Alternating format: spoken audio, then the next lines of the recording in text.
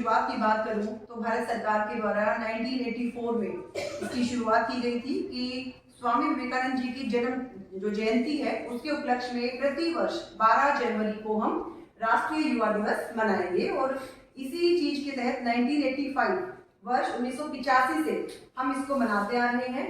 और इसको मनाने का सिर्फ उद्देश्य यही है कि युवा में एक संचार होता है, ऊर्जा होती है, शक्ति होती है।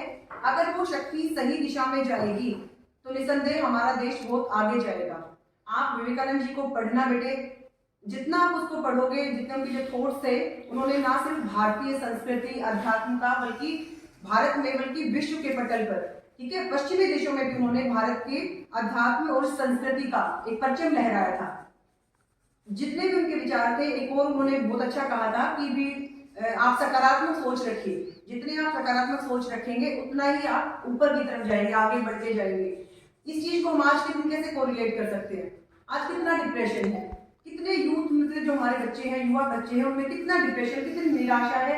अगर एक काम नहीं हो पाया तो वो उम्मीद छोड़ देते हैं। यानी जो पॉजिटिविटी है वो भी हमें वहां से लेनी चाहिए।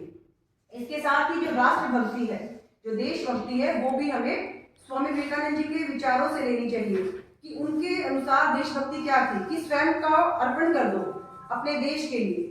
तो देशभक्ति है, सकारात्मकता है, या ईश्वर में विश्वास करने से पहले स्वयं में विश्वास करो। स्वयं में विश्वास करना यानी कि आपका विश्वास होना। कोई भी काम आप करोगे बिना सेल्फ कॉन्फिडेंस के आप आगे नहीं जा सकते हो। जितना हम उनको पढ़ेंगे, अपने अध्यात्म या अपने चरित्र में उनको हम उतारेंगे, उतना ही आगे हम जाएंगे। अपने साथ साथ राष्ट्र का उद्धार भी करेंगे। इसीलिए हम इस जयंती को मनाते हैं। और खास तौर पर आप युवाओं के लिए यही संदेश है कि आप उनके विचारों, उनके आदर्शों को अपने जीवन में उतारें, अपने चरित्र का निर्माण करें और राष्ट्र निर्माण में अपनी भूमिका निभाएं।